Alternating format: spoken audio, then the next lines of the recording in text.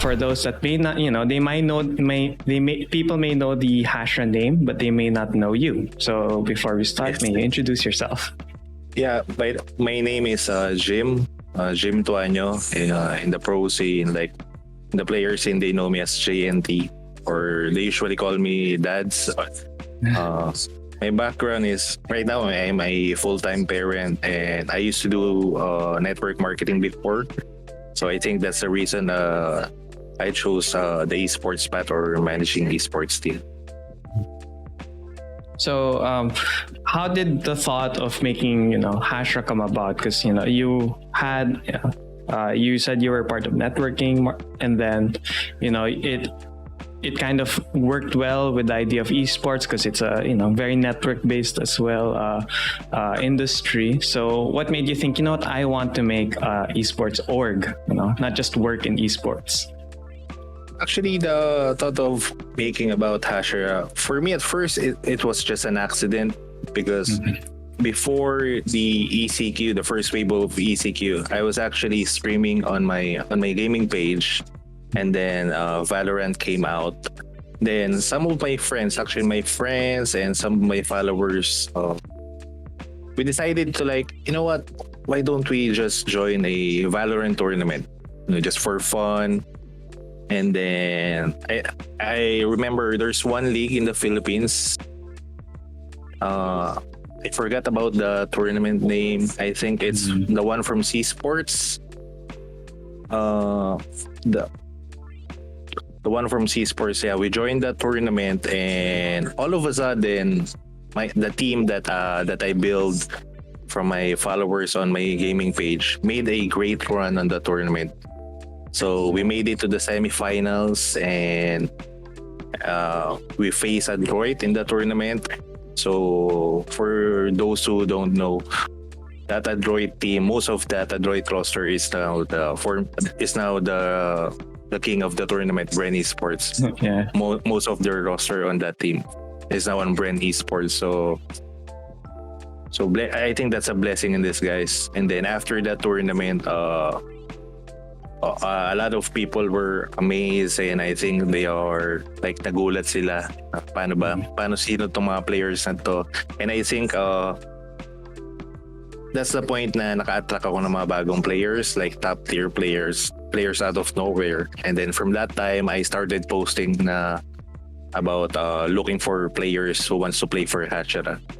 And then ayun, siguro nagulat talaga ako sa mga inquiries. Then doon unang pumasok si Jeremy and EJ, which is the first Hashira members. Yeah. For those that don't know, because Hashira has a different roster now, but way back during December, first strike days, EJ was actually part of Hashira. EJ actually came in Hashira, and Jeremy, I think, if I'm not mistaken, July 2020. So really early on. Yeah, really early. But so was that the motivation for making an esports team? Because esports, you can become a tournament organizer, you can be a media outlet. Did the thought of doing those things also come in your mind, or you were like, no, let's just focus on having a team first? Actually, no. For me, it's more of a goal and a vision in my end, because the first thing that came into my mind is to I want to give players in the Philippines a big break in the scene, because I've been watching CSGO tournaments before, and I think there are only few teams na sobrang remarkable na malakas. So nung pagdating ng Valorant, that's my goal. I want to help homegrown talents to be recognized, especially the one in provinces na makalala sa esports, especially in the Valorant scene. So ayun, it's more of an opportunity. Yeah. Curious though, because you're giving these chances to players, especially those from the provinces, but some provinces, the early situations of EJR until now, where in his hometown there's slow internet and electricity issues. Was that an early concern for you as well, as part of your goal is to give these players from the provinces a chance? it's a major concern actually for players, especially players based on in Mindanao. So because technically that's the only thing that stopping them to be recognized or to play or to give their A level on every tournament. Because yung mga ganong bagay is for me is uncontrollable. They can't do anything about it. So that became my motivation to at least pursue this career, pursue Hashira, to give them an opportunity or to be a channel of blessing for them to come to Manila, have a boot camp, to play in a boot camp, and just to give their best. That's it. So hopefully when COVID situation dies down in the future, your goal will, crystallize even more. And then hopefully, and I think just from hearing your story, you started with CS:GO, and then Valorant showed up, and then you joined the tournament. A lot of these other teams as well who started out with Valorant, they started, making mobile game teams. Is Hashira just solely focused right now on just really growing their Valorant roster, Valorant presence, or are you looking into other games as well? Yeah, at the start of Hashira, our main focus is Valorant because I don't know anything about mobile games, and I think to be successful in one thing or in a journey, you need to at least have a passion about it. And I think Valorant is the correct platform for me, the perfect platform for me. But in our organization, Hashira, we also tried to to have other teams in other games like PUBG, and we also tried Mobile Legends before. But for me, right now in the situation in the Philippines, it's too hard. Like pagsabay-sabayin sila kasi right now halos wala pa kasi akong katulong ba sa org. Unlike other org na syempre marami silang mga tao. So but again, one step at a time. Like baby steps is still a progress. As an organization, we're still young. I think we're just 1 year and we'll just focus one step at a time. We will just make progress one step at a time. That's it. When's technically like the anniversary of when Hashira was made? I think it's July 23, 2020. Oh, so it's way past already. Way past. Yeah. And then during the start, it's been a year, but going back to the start, you said that players were messaging you and all that, but did you have help, or how did you actually pick out the players to make your team with at the start, at the beginning of it all? First player that actually messaged me, because I don't usually post on Facebook groups like to look for players, but again, when I decided to make the roster much better or stronger, I posted like looking for players one time, and then AJ messaged me, and then he told me that he's interested in joining Hashira. Actually, it's not Hashira at first. If I can just look for my posts, the name of the team was supposedly Kingsman. That's actually, I think that's also a name in another region. Yeah, another region. So when AJ messaged me, I asked him about his rank.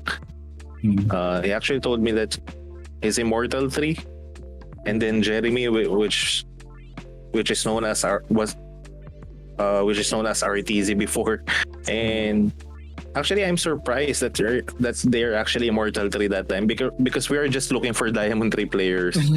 So may time na inisip ko na cheater ata tong mga and then they joined the tryouts. And then that's it. Then right after a month, we tried to join tournament. We haven't made much success during that time, and then that's the time that we recruited Rabbit to join the team. So it's very, very simple. It wasn't like, because it's very hard when you're kind of new as an org, when you're looking for that doubt na is legit ba Immortal 3 is it true Radiant, but I think you were able to scout really great talent that they're known now in VST stage. Stage 3, people are remembering the names even if they changed rosters or not. There are fans of those people, especially EJ. Right? Yes, EJ, very diamond in the rough that you were able to find early on. Actually, it's not all about me. It's what I love most about them is their hard work and dedication. Because being a pro player, it's not that easy. It's not that easy. And then moving on, because I remember from an interview before with Rabbit that there was a coach who helped them out when Rabbit was still in Hashira. But some organizations might be reluctant, is it worth getting a coaching staff? It might be useless to get an analyst because the pros know how to play the game. But any advice you have for orgs or teams that are thinking, should we get a coach, should we get an analyst, or any supportive role like a manager? I think this is not more of an advice, but based on my experience, it's better to have a coach, or at least for us coaches, because during the VCT stage 2, Hashira has 2 coaches in version and Ilustrado.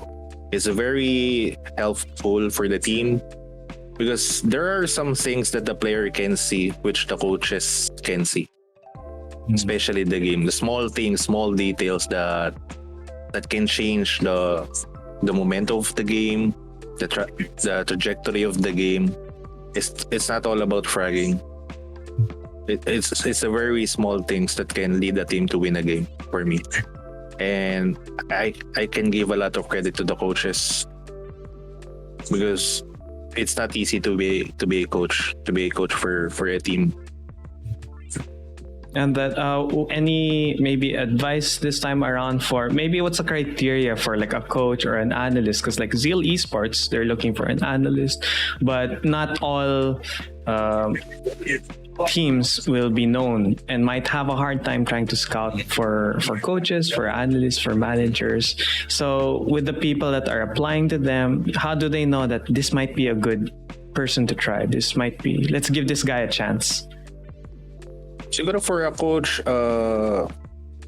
he or she has to be like, he or she has to love watching VODs, and they must be so technical about the game. Because for me, it's just like basketball. A lot of basketball players are great, right? They are the ones playing on the court, but the coaches, they're actually the mind of the games. Without these coaches, these players, they can do right thing. I'm not saying that they can do right things, but it's prone to like making mistakes if you don't have a coach. There's like a bias, something like that.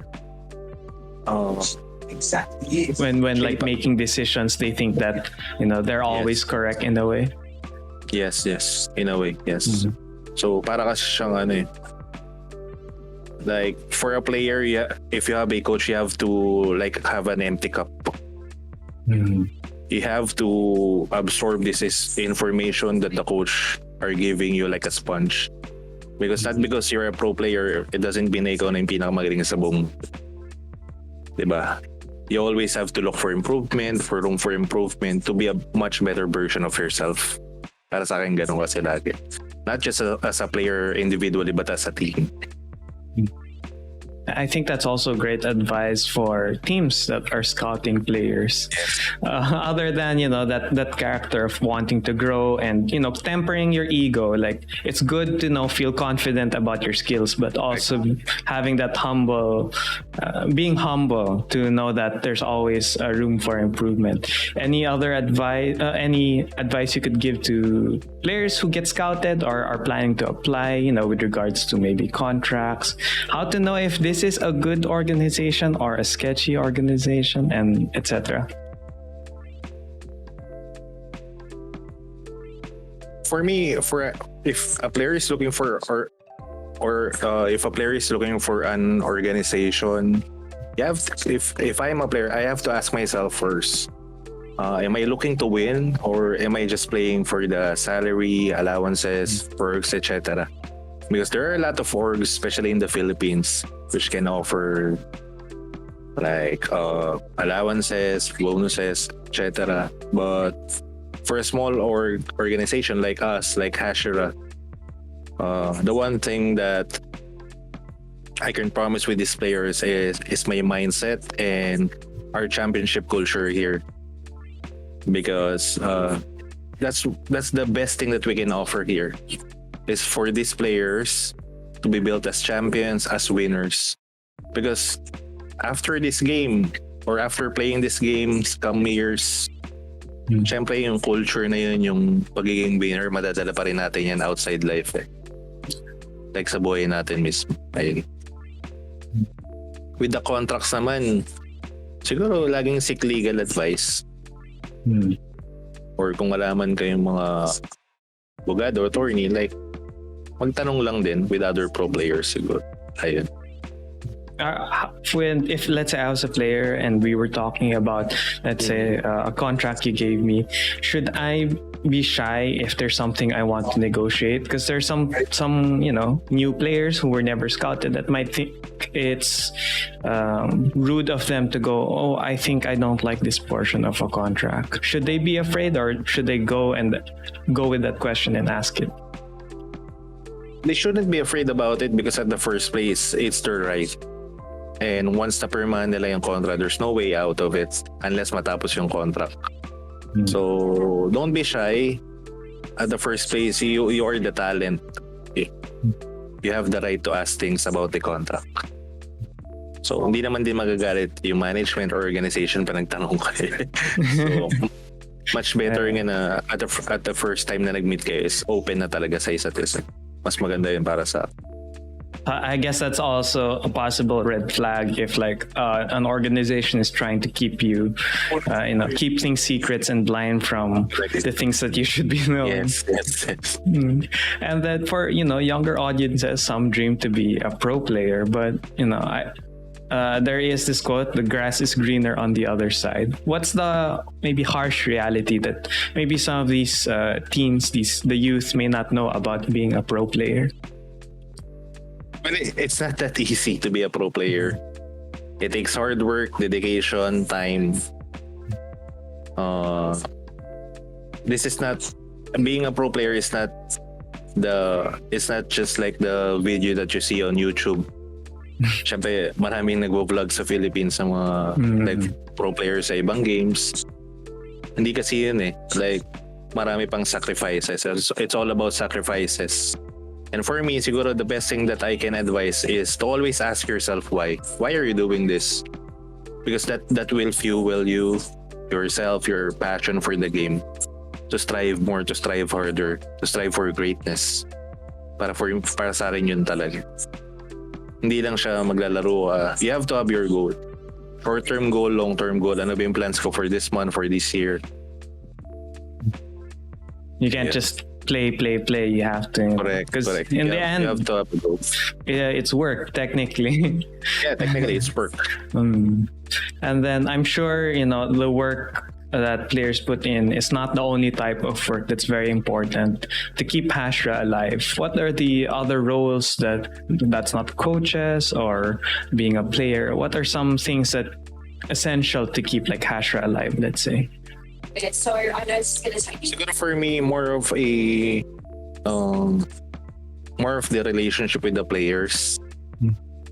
I always make sure that I have this certain, like I have a good relationship with my current players, because if you have this relationship, it won't be hard for me to talk to them and give them advice whenever they have problem about the games or personally, because if they have personal problems, it can surely affect the game whenever they play. So for me, it's all about relationship and building a good foundation between the two of you, the player and the management. In terms of management, for sure, maybe at the start, you were a one-man team, but as Hashira's technically fame kept growing, what were some of the roles or jobs that kind of like you realized, oh, I can't do this on my own? What may, some people might think, oh, I'm not good at the game. I can't be a pro player. I'm not analytical to be a coach. What's a job that they could do maybe in Hashira that's not those roles? There are a lot of things. Malawak kasi yung esports eh. It's not just about playing, it's about management, and of course social media management, mga graphic artists, etc. Sobrang dami talaga eh. If you want to thrive in esports, siguro you have to check muna kung saan ka magaling. And for Hashira, right now, we're planning to expand after VCT. If given the chance, we want to expand with other games. If may magtiwala man sa amin, ayan, we will be happy to teach them the winning ways of Hashira, the championship culture here in Hashira. And then talking about VCT, the VCT events in the Philippines, at least for 2021, is ending with stage 3 happening right now while we're doing this interview. What's the goal though for the new roster for this coming 5 months of the off season? At the moment, the new roster is currently on practice and on a development stage. Siguro our goal for the next 5 months for the off season is to just build that foundation. Because for me, the game of Valorant, it's all about foundation. The chemistry of the players, how well they play with each other. We just want to build that solid foundation. Because everything is about foundation, especially on this game. And thinking about foundation, there are some teams that feel that, oh, there's something wrong with our squad, let's change up the roster. What's your opinions on, it hasn't been 6 months and the roster has changed? What's your opinion of teams that keep doing these roster moves? And when do you know that, no, we should stick with it and, as you said, build that foundation? Basically, based on my experience, for me, like I said a while ago, it's better to build the foundation. I would like to give the perfect example, JXR. JXR